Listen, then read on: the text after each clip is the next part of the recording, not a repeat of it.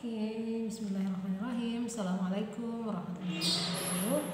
Alhamdulillah, segala puji hanya milik Allah Subhanahu wa Ta'ala, karena atas segala kelimpahan rahmatnya, karunia-Nya, sehingga pada kesempatan kali ini masih bisa membuat video pembelajarannya untuk teman-teman yang memprogram mata kuliah. Kali ini kita akan bahas mata kuliah koperasi dan kemitraan agribisnis. Jadi ini kemarin kan terakhir materi pertemuan kelima ya. Nah kali ini kita akan gabung materi pertama ke-6 dan ke-7. Jadi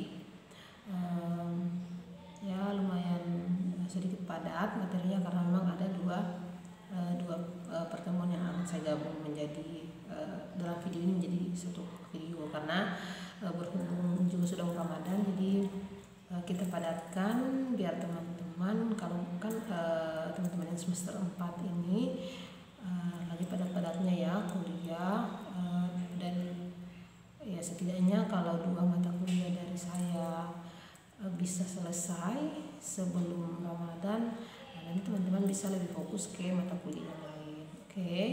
Jadi hari ini kita akan membahas tentang indikator keberhasilan dan proses pendirian koperasi. Nah, yang pertama indikator keberhasilan koperasi. Kenapa sih harus ada indikator keberhasilan koperasi? Karena banyak koperasi yang istilahnya itu mati suri, yang tidak berhasil, yang bangkrut di perjalanan. Karena kan awalnya pembentukannya itu banyak ya. Nah sekarang tuh koperasi semakin kesini semakin sedikit. Makanya besok nanti insya Allah Senin ya, kita akan tanggal 12 April kita akan berkunjung ke salah satu ke dinas koperasi, biar kita bisa tahu banyak hal bagaimana koperasi di Kota Palopo. Jadi nanti teman-teman akan banyak bertanya. Oke.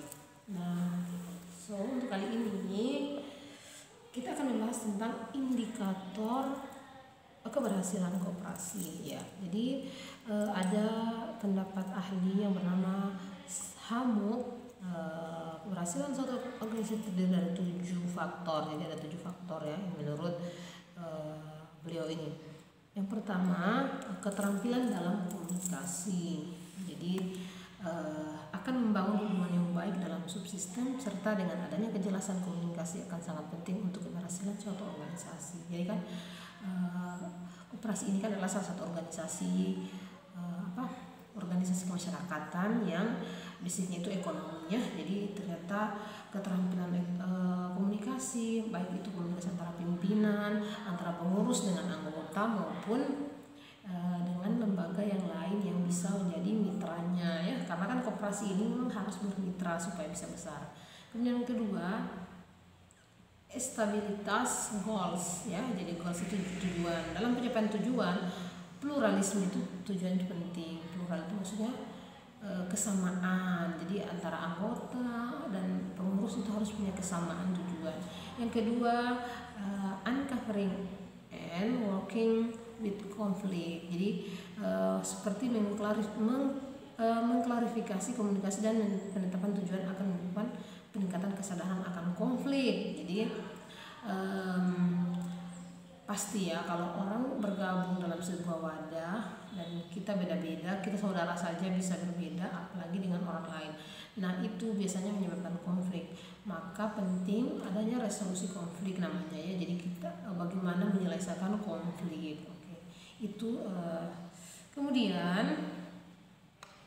yang keempat, improving group producer in meetings. Jadi tatap muka pertemuan kelompok, di mana sebagian besar aktivitas organisasi yang tidak produktif. Nah, produser yang ditujukan untuk memfasilitasi produktivitas. Jadi harus jangan sampai di sebuah organisasi itu tidak ada pertemuan tatap muka. Yang kelima, solving problem. Jadi adaptasi, jadi ini adalah adaptasi. Jadi menyiratkan keterlibatan aktif terus-menerus dalam siklus pemecahan masalah. Kan tadi ada konflik, ada pemecahan masalah. Yang keenam, making decisions, jadi subsistem yang efektif seperti beradaptasi harus mampu mengambil keputusan ke dalam tindakan. Jadi harus pimpinan itu harus bisa mengambil keputusan yang tepat biar misalkan kalau ada konflik itu bisa terselesaikan dan ada solusinya. Yang terakhir adalah perubahan untuk kepentingan. Jadi harus terus ada perubahan untuk kepentingan koperasi itu sendiri.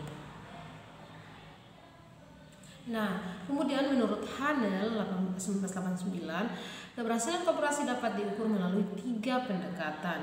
Jadi pendekatannya ada koperasi sebagai badan usaha, terus keberhasilan koperasi yang berkaitan dengan pembangunan, dan keberhasilan koperasi yang berorientasi pada kepentingan anggota. Jadi ada 3. Kemudian menurut Deputi Bidang Kelembagaan Koperasi UKMK, badan usaha aktif diukur menggunakan indikator penyelenggaraan rapat. Jadi harus ada penyelenggaraan rapat. Kan ada rapat tahunan ya, ada rapat bulanan. Kemudian manajemen pengawasan dan kondisi operasional, kinerja kepengurusan, tertib administrasi, sistem informasi dan akses informasi. Jadi kalau koperasi bisa misalkan mudah sekali, misalkan ada calon anggota baru yang akan masuk, itu mudah sekali mengakses informasi. Nah, berarti itu salah satu menurut Deputi Bidang Kelembagaan Koperasi itu adalah salah satu indikator koperasi itu adalah koperasi yang berhasil. Nah, sedangkan indikator yang digunakan untuk mengetahui kinerja usaha yang sehat, kan ini koperasi punya usaha ya, adalah struktur permodalan. Struktur permodalan itu maksudnya modalnya itu lebih banyak yang modal sendiri, jadi bukan bukan modal dari anggota luar. Kemudian kan kemarin kita sudah bahas ya tentang modal. Nah, jadi perusahaan yang baik itu adalah perusahaan yang memiliki modalnya itu adalah bukan dari utang ya. Kemudian tingkat kesehatan kondisi keuangan ya, berkaitan dengan modal juga ini. Kemudian kemampuan bersaing koperasi, karena kan banyak ya usaha. Kemudian strategi bersaing koperasi, nah dan inovasi yang dilakukan. Jadi harus sebagai sebuah badan usaha, dia juga harus selalu berinovasi agar bisa bersaing dengan usaha lain. Kemudian kohesivitas atau partisipasi anggota dapat dilihat dari keterkaitan antar anggota, rasio peningkatan jumlah anggota, kemudian persentase jumlah anggota yang melunasi simpanan wajib. Kan banyak tuh yang menunggak ya, dan itu biasanya menunggak itulah yang menyebabkan koperasi menjadi mati. Kemudian persentase besaran simpanan selain simpanan pokok dan simpanan wajib, rasio peningkatan jumlah penyertaan modal anggota kepada koperasi, tingkat pemanfaatan pelayanan koperasi oleh anggota, dan pola pengkaderan. Jadi bagaimana pola perekrutan koperasi ya, perekrutan anggota koperasi. Karena kan koperasi yang butuh anggota, karena dari anggota dia banyak mendapatkan tambahan modal. Nah, kemudian ternyata dari semua hal-hal tadi memang yang paling berpengaruh itu adalah partisipasi anggota. Karena walaupun umpamanya misalkan modalnya besar, manajemennya bagus, tapi kalau tidak ada anggota, tidak ada gunanya juga, karena tidak ada yang bertransaksi di dalam. Jadi menurut Liuk dan kawan-kawan 2010, partisipasi anggota dalam kehidupan koperasi sangat penting untuk memberikan kontribusi dalam pencapaian tujuan koperasi. Oke. Kemudian hidup matinya usaha koperasi tergantung pada partisipasi anggota ya.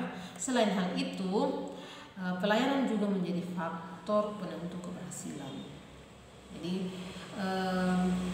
sebagai lembaga jasa ya, memang butuh perlakuan khusus begitu untuk para pelanggannya, atau harus pelayanannya itu pelayanan yang bagus, karena orang akan menilai bagaimana kinerjanya dari pelayanannya. Jadi harus benar-benar berperilaku sebagai pelayan yang baik, seperti itu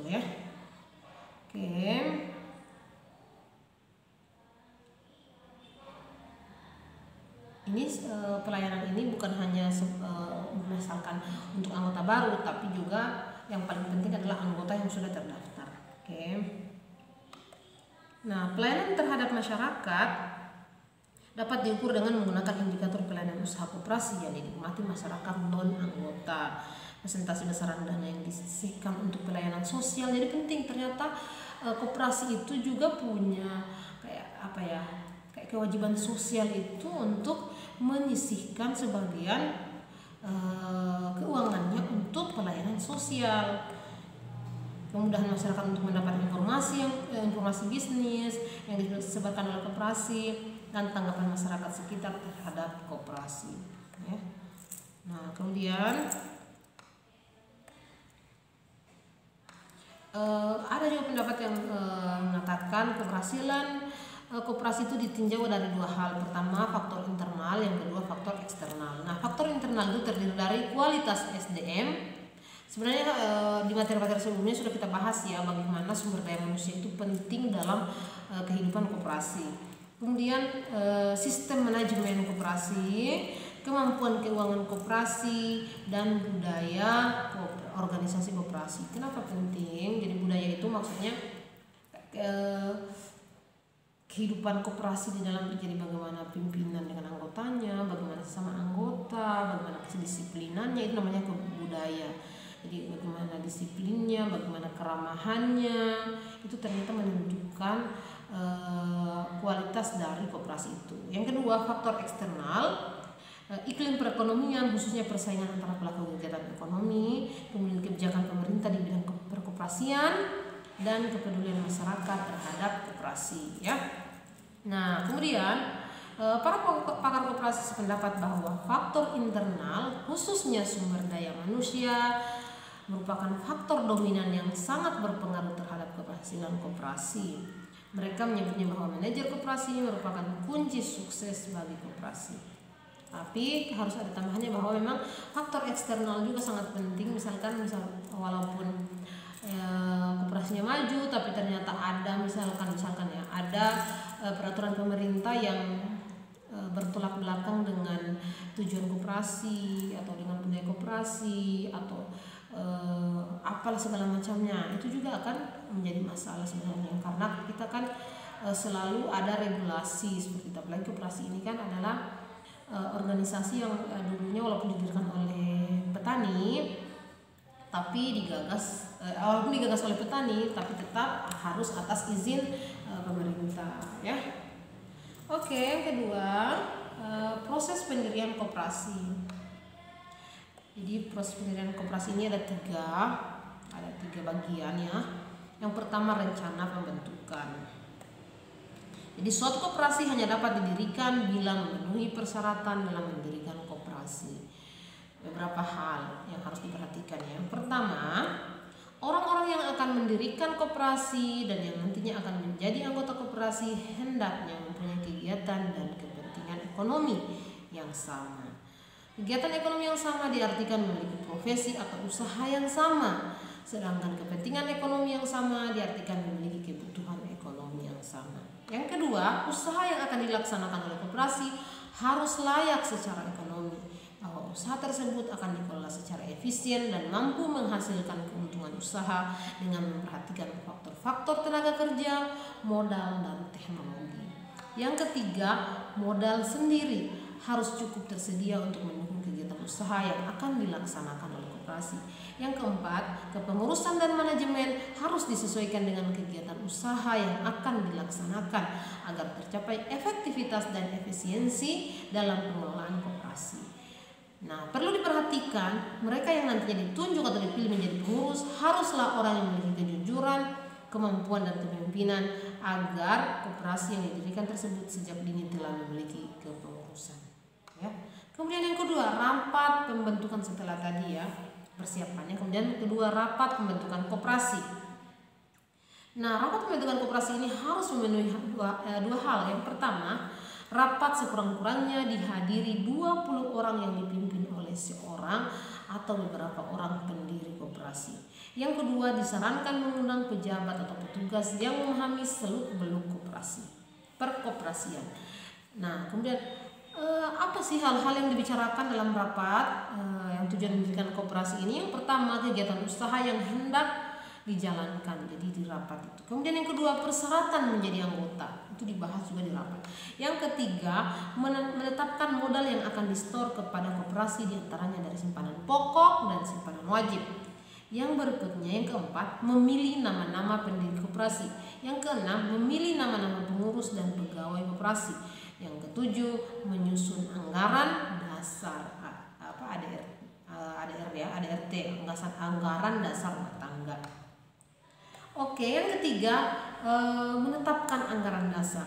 Jadi walaupun menetapkan anggaran dasar ini tadi bagian dari rapat, tapi ternyata memang tidak bisa diselesaikan karena penetapan anggaran dasar ini kan tidak mungkin diselesaikan dalam waktu 1 hari. Nah, maka perlu ada pembahasan khusus. Jadi isi anggaran dasar minimal memuat tentang daftar nama pendiri, nama dan tempat kedudukan koperasi, ketentuan mengenai keanggotaan, maksud dan tujuan serta bidang usaha, penentuan mengenai rapat anggota, kemudian ketentuan mengenai pengelolaan dan ketentuan mengenai permodalan, ya. Jadi semua dibahas di situ. Kemudian ketentuan mengenai jangka waktu berdirinya koperasi, ketentuan mengenai pembagian sisa hasil usaha, ketentuan mengenai sanksi pengesahan akta pendirian. Jadi semua itu tadi dimuat di ADRT. Nah, seyogianya anggaran dasar dapat dibentuk pada saat rapat persiapan. Namun apabila penyusunan anggaran dasar tidak mungkin disusun bersama-sama, peserta rapat dapat ditempuh dengan cara berikut. Nah, yang pertama, membentuk tim perumus penyusunan anggaran dasar dengan tugas menyusun draft anggaran. Karena mungkin teman-teman pernah lihat anggaran dasar itu kan lumayan tebal ya, karena membahas pasal per pasal, belum poin per poin ya. Jadi ribet lah gitu. Nah, kedua, hal-hal khusus yang perlu dibahas oleh seluruh peserta yang tidak diserahkan pada tim perumus, ya, diantaranya nama dan tempat kedudukan koperasi. Kedua, persyaratan menjadi anggota. Jadi ini tidak perlu diserahkan kepada tim perumus. Tim perumus itu tadi yang di atas, tim perumus anggaran dasar. Jadi maksudnya hanya tinggal merumuskan anggaran dasar, kalau yang tidak usah diserahkan, maksudnya harus diselesaikan pada saat rapat. Itu yang pertama, nama dan tempat kedudukan. Persyaratan menjadi anggota, besarnya simpanan pokok dan simpanan wajib, nama-nama pendiri, pengurus dan pengawas, kegiatan usaha, ketentuan mengenai penggunaan sisa hasil usaha, dan ketentuan mengenai sanksi. Jadi kalau misalkan ada yang melanggar. Nah, yang berikutnya, pengesahan akta pendirian koperasi. Jadi sebagai sebuah lembaga dia harus punya akta, dan akta itu diurus di notaris ya. Nah, berikut ini tahapan pengesahan akta pendirian koperasi. Yang pertama, hasil rapat pembentukan koperasi berupa akta pendirian koperasi diajukan pendiri kepada notaris. Ya. Oleh notaris, akta pendirian diajukan ke Kementerian Koperasi dan UKM via online dengan melampirkan surat keterangan persetujuan penggunaan nama koperasi dari pejabat, 2 rangkap akta pendirian koperasi. Ini tadi kan sudah dibuat ya. Surat kuasa pendiri, notulen rapat, akta pendirian koperasi yang ditandatangani notaris, surat bukti jumlah setoran pokok dan setoran wajib, surat keterangan domisili, rencana kerja koperasi 3 tahun ke depan. Jadi harus sudah dibuat tuh rencana kerjanya, dan rencana anggaran serta belanja koperasi. Kemudian surat permohonan izin usaha bagi koperasi yang memiliki unit simpan pinjam. Yang terakhir, atau yang terakhir, pengesahan badan hukum. Jadi tadi kan pengesahan akta pengesahan akta pendiri. Sekarang pengesahan badan hukum. Jadi setelah terbentuk pengurus dalam rapat pimpinan koperasi, maka untuk mendapatkan badan hukum koperasi, pengurus harus mengajukan permohonan badan hukum kepada pejabat terkait sebagai berikut. Pendiri atau kuasa pendiri koperasi terlebih dahulu mengajukan permohonan pengesahan akta pendirian secara tertulis kepada Kepala Dinas Koperasi dan Usaha Kecil Menengah Jadi ya lumayan panjang ya, dengan melampirkan anggaran dasar koperasi, berita acara, rapat pendirian koperasi, kemudian surat undangan rapat pembentukan koperasi, daftar hadir rapat, daftar alamat lengkap pendiri koperasi, daftar susunan pengurus, dilengkapi fotokopi KTP, kemudian rencana awal kegiatan usaha koperasi, neraca permulaan dan tanda setor modal minimal 5 juta. Jadi modal awalnya koperasi itu minimal 5 juta bagi koperasi primer dan 15 juta bagi koperasi sekunder. Saya sudah pernah bahas ya tentang koperasi primer dan koperasi sekunder. Kalau lupa silakan nonton kembali video sebelumnya. Nah, khusus untuk KSP ini koperasi simpan pinjam disertai lampiran surat bukti penyetoran modal sendiri minimal 15 juta. Bagi koperasi primer minimal 50 juta. Jadi kalau ada KSP-nya, kalau KSP ya, koperasi simpan pinjam. Bagi koperasi gini, sorry. 15 juta itu untuk koperasi primer. Kalau yang sekunder itu 50 juta. Kemudian mengisi formulir, yang ke-10 mengisi formulir, yang ke-11 surat keterangan dari desa yang diketahui oleh camat, yang ke-12 membayar tarif pendaftaran pengesahan akta pendirian koperasi sebesar Rp100.000. Nggak tahu sih sekarang sudah berubah, tapi kayaknya ini tidak banyak berubah yang kayak gini. Kemudian tadi ini lampiran-lampirannya. Yang bagian ketiga, kepada pendiri atau kuasa pendiri diberikan bukti penerimaan setelah tadi masuk ke kepala dinas. Kemudian kepala dinas koperasi dan UKM akan memberikan pengesahan terhadap akta koperasi jika tidak bertentangan dengan undang-undang tentang perkoperasian, kemudian tidak bertentangan dengan ketertiban umum dan kesusilaan. Yang berikutnya, pejabat selambat-lambatnya 3 bulan harus telah memberikan jawaban pengesahan. Jadi kalau teman-teman nih mau mendirikan koperasi sudah lebih dari 3 bulan belum diberi kepastian oleh dinas, harus ini mereka sudah melanggar, karena lebih dari 3 bulan harusnya sudah keluar. Kemudian akta pendirian didaftarkan dengan nomor urut dalam buku daftar umum, ini urusannya dinas. Kemudian tanggal pendaftaran akta pendirian berlaku sebagai tanggal sesuai berdirinya koperasi. Jadi walaupun misalkan berdirinya sudah 3 bulan yang lalu, tapi tanggal berdirinya tetap pas berdirinya itu, bukan pas keluar surat dari dinas. Nah, berikutnya buku daftar umum serta akte-akte salinan petikan ART AD koperasi dapat diperoleh dengan mengganti biaya fotokopi. Ini urusannya dengan dinas nanti. Kemudian jika ditolak, alasan penolakan diberitahukan secara tertulis dalam waktu paling lambat 3 bulan setelah terima permintaan. Mengajukan permintaan ulang dalam waktu 1 bulan sejak penolakan. Jadi kalau sudah ditolak tuh bisa, misalkan sudah dikasih tahu kekurangannya, bisa diperbaiki 1 bulan setelah ditolak itu bisa mengajukan kembali. Kemudian keputusan terhadap pengajuan permintaan ulang diberikan dalam jangka waktu paling lama 1 bulan sejak diterimanya pengajuan. Oke, itu materi kita. Jadi nanti insya Allah kita akan kunjungannya nanti tanggal 15 April. Nanti dari situ kita bakalan nanti akan ada tugas teman-teman, nanti akan saya kirimkan uraian tugasnya. Itu nanti akan sekaligus menjadi tugas UTS untuk mata kuliah ini. Oke, ini menjadi video terakhir untuk mata kuliah ini ya.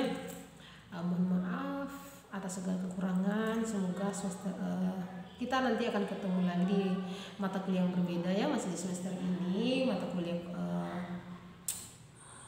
organisasi dan kelembagaan ya, kelembagaan dan organisasi. Nanti kita akan ketemu lagi mata kuliah itu. Insya Allah tetap semangat. Semoga semua yang dipelajari oleh teman-teman bisa diberkahi oleh Allah dan bisa tersimpan. Saya masih banyak kekurangan ya, karena saya juga masih terus belajar. Jadi di sini kita akan saling belajar ya, tidak ada yang paling jago ya, paling pintar. Saya di sini sebagai dosen itu karena kebetulan saya lebih dulu menempuh pendidikan dan ditakdirkan untuk memang bercita-cita dan ditakdirkan menjadi dosen teman-teman. Jadi kita bisa berbagi. Kalau ada yang ingin ditanyakan, silakan ditanyakan nanti via chat. Dan untuk adik-adik yang semester 4, terutama yang laki-laki, itu harus tetap semangat belajarnya, karena beda sekali nih dengan teman-teman yang cewek, yang perempuannya. Saya juga bingung kenapa nih teman-teman begini, padahal awal-awalnya kan bagus dulu. Nah jadi kalau memang misalkan ada kendala atau apapun, nanti bisa dibicarakan ya. Oke, mungkin itu saja. Terima kasih. Insya Allah kita ketemu lagi di mata kuliah yang berbeda. Assalamualaikum warahmatullahi wabarakatuh.